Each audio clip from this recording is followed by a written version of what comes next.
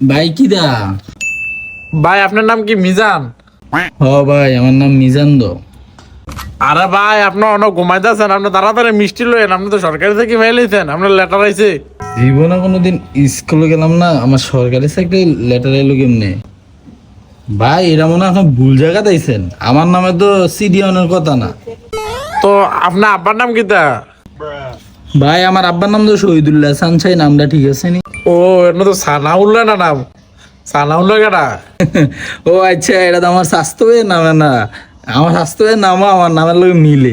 ওই হেই ঘরটা তারার। A few moments later. আরে মিয়া, আপনার ভাই সরকারি চাকরি করবো আর আপনি না রিক্সা চালাইবেন, এটা তো হয় না মিয়া। ও বাবা, বাবা গো। ভাই এটা কাম করেন, 2000 টাকা দিয়ে এটা সিরা হালাই দেন।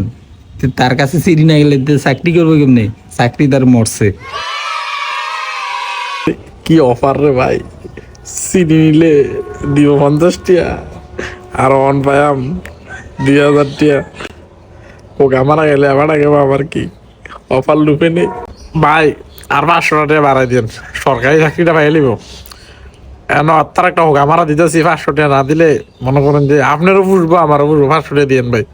আরে আর 1000 বাড়াই দাম, তুই তো টেনশন করিস কি রে? টেহা টেহা দিয়ে কি হইবো? তার চাকরিটাকে খাওয়ানোর দরকার।